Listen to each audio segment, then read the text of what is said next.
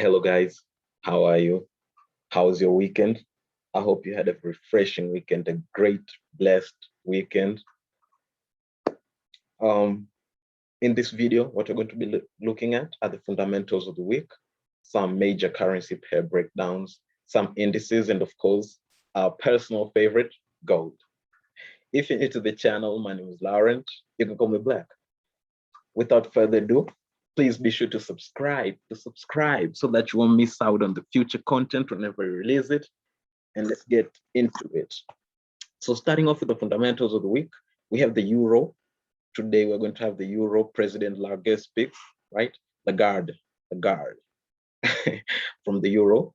Tomorrow we're going to have average earnings for the pound and code change, climate code change. The USD are going to have the core CPI. I think this will be the strongest fundamental of the day. On Wednesday, we're going to have CPI for the pound, CAD's core CPI, US crude oil inventories, GDP for the NZ, and Aussie employment change. Strongest event of the day on Wednesday will be this Aussie. Thursday, we're going to have ECP, core retail sales for the US. This ECB is a speech for the euro. Also, we're going to have retail sales for the US, retail sales for the pound on Friday, and CPI for the euro. So as you can see, this week is going to be filled with a lot of fundamentals on the CPI, mostly for all of the pairs. And the most volatile pair for this week, I believe, will be the US, having 3 fundamentals on 3 different days, Tuesday, Wednesday, Thursday. So watch out for the US. It's going to be very volatile this coming week. Now, let's get back to the charts, right? Okay, starting off on top with gold.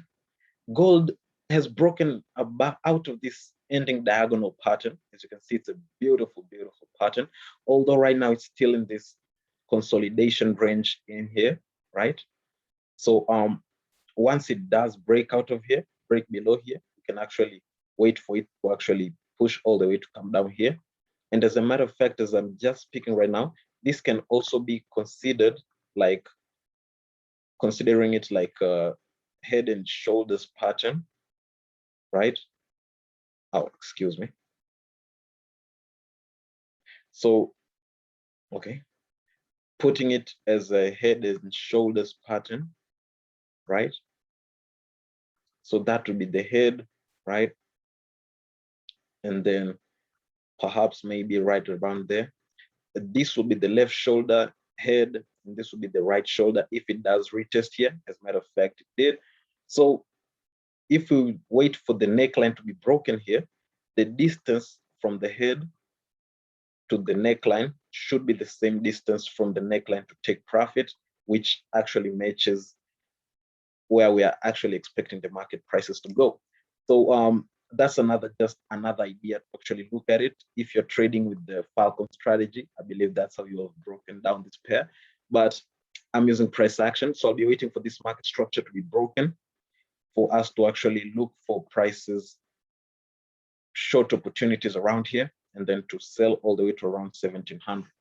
Okay, so that's what we have in gold. Let's look at the USD, the US dollar, the US dollar, the Dow Jones, right? Dow Jones. So prices have broken above this descending trend line, retested this broken market structure, which was a support, turned resistance. And now I'll be expecting to see prices push all the way to around here, right? Because it just hit the 0.6 on Fibonacci retracement. Now, if you extend, this will be the first take profit, and this will be the last take profit. So I'm actually expecting to see prices keep on pushing higher in this Dow Jones. That means the US will be actually very strong this coming week. As you can see, it has already begun with a very strong bullish momentum, and the US New York session isn't even open yet. Now, with the US being strong, of course, I expect the Usdchf to also gain some bullish momentum, right? Because it's positively correlated with the Dow Jones, right? So bouncing off the 0.71 after breaking out of this beautiful, beautiful descending channel pattern, descending triangle pattern, retesting it, and now we're actually looking for higher highs. So I'll be waiting for a retracement on the lower time frames, probably at around here, probably at around somewhere here, right? A retest around here to actually look for buying opportunities to push us all the way up there. That's Usdchf.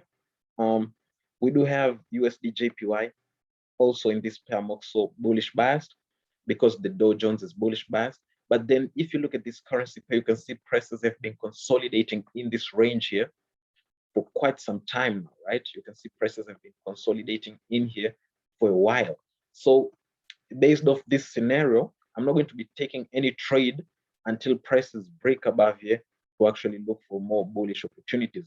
Obviously, because I'm bullish biased, I'll be waiting for prices to break out of here for me to take opportunities to around 111.500 up here. So that's my bias on this Usdjpy because right now it's still consolidating. We do have another currency pair. We have Gbpusd.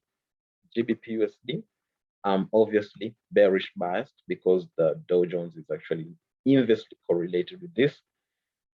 So just waiting for a little bit pullback so that you can actually have a structure or a downtrend. That means I'm just looking for, right now, if you look at this trend, you can still say that the previous market structure isn't bearish. I'm bearish biased, but the structure hasn't yet supported me. So what I'm expecting, or what I'll be waiting to see before I actually take this trade, is for prices to give me a lower low and then give me a retracement to actually pull the trigger. So that's what I'm expecting to see. Prices giving me a lower low and then a pullback for me to actually pull the trigger. So what I'm expecting to see is right now something like this. You can see here there's a market structure, right? So I'm expecting to see prices give me a lower low, retest, and then push back down there. So that's what I expect on Gbpusd. Our entries will be at around here. Okay, let's move on. We have EURUSD, right? We have already looked at gold. Okay, now EURUSD is playing hard to get. Oh, there it is. So EURUSD, as you can see, the week has already started with a very strong bearish momentum. I'll expect it to keep on pushing lower, just breaking this lower market structure. So prices are low, it's a high, low, and then we have a lower high, a lower low, lower high, and another lower low again here. So then this actually confirms that the prices of the market structure has already been broken. So right now, what I'm expecting is for prices to retrace and give me a pushback here, pull back at around here, to actually keep on pushing lower to around this major weekly zone here. So that's my bias on EURUSD. I'm still very much bearish biased. Obviously, I'll look for day trades in this because it's a short trade until this week market structure. If it breaks below here, then we'll be looking for even more swing lows or more swing shorts on the EURUSD. Let's look at S&P 500. S&P 500, very, very bearish. Prices are in a bearish trend, as you can see here. Looking at it from a daily perspective, you can see that prices are right now on this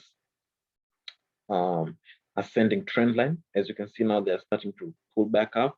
So this daily structure will actually confirm if we're actually going back up or if it just broke this market structure. If it breaks below here, then we'll be looking to go short.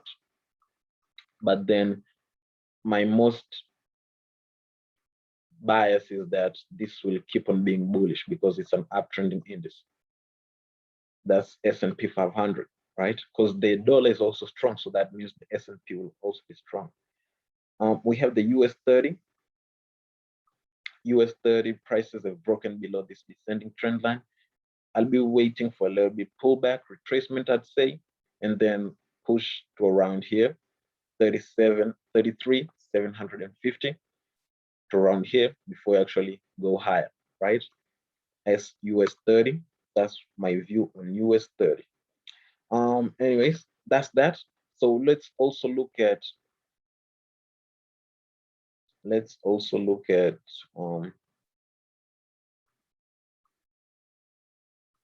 volatility 75.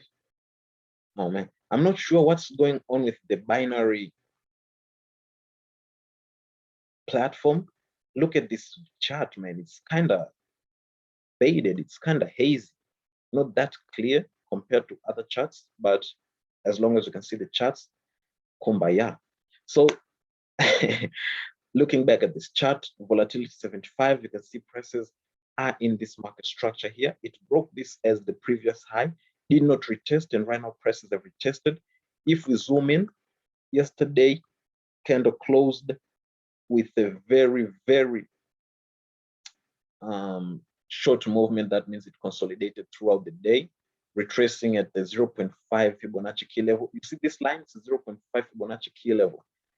Something is wrong with this platform today. So it didn't even show that 0.5. So as you can see here, it's ticked on the 0.5. So this is the 0.5 Fibonacci retracement key level, which is a major Fibonacci golden, one of the golden Fibonacci key levels. So from this point, with that lack of momentum on a support, daily support level, giving that this is a strong uptrending index, and with this current bullish momentum that was there, I'll be expecting to see prices push back up at least to around here, making this our first target. Making this our first target, obviously. As you can see here, it's a very strong market zone. And then if it does manage to break above here, then our final targets will be up here. So that's my view on volatility 75, guys. I hope you've enjoyed this video. You've enjoyed my view. A lot of lessons you've learned, I believe. If this video has been of help to you, don't forget to hit that subscribe button, like this video, share with your friend, that will also be helpful. And don't forget to hit that bell notification, please. You need to be notified whenever we release content, man. Content. That's what will take your trading to the next level. Content. Pure content from us. Thank you for being with us. I hope you have a great trading week. Peace and love. Peace and love.